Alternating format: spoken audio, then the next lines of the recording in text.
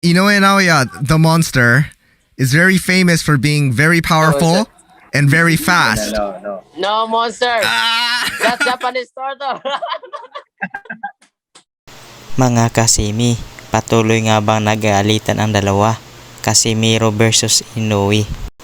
Lingid po sa ating kaalaman, itong dalawang boksingero, ang pantasya ng bayan, angas ng Pinas, at monster ng Japan. Itong dalawang boksingero ang matagal nang inaabang-abangan na magkasagupa sa luna at magpatuloy kung sinong magaling at kung sino ang matapang.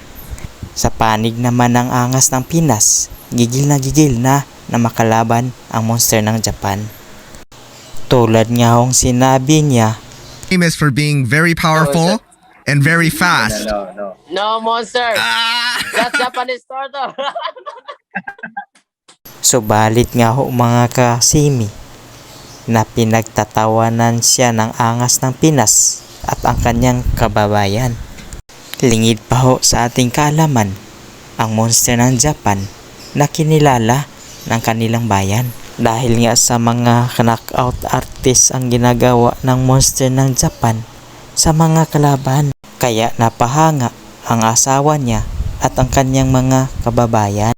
Pero mga kasimi, nagagalit ang monster ng Japan na tinatawanan siya ng kanyang kababayan Inoue sa harap ng Naoya, kamera. the monster, is very famous for being very powerful and very fast.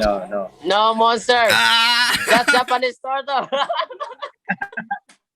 Kaya nakapagdesisyon ang monster ng Japan na tuldukan na ang angas ng Pinas para malalaman kung sino ang matirang matibay.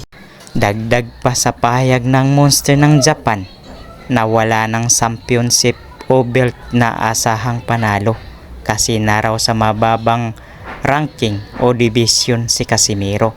Ang kanya lang daw ay patulogin sa luna at patahimikin ang angas ng Pinas. Kahit na raw si Manny Pacquiao, isang bisik lang daw kung ito'y maging kutsis ni Casimiro. Sabi naman ni Casimiro, hindi daw siya monster kundi isa lang daw siyang turtle. Dipinsa pa sa pahayag ni Casimiro na minaliit ng monster ng Japan na mababang ranking o division lang daw siya.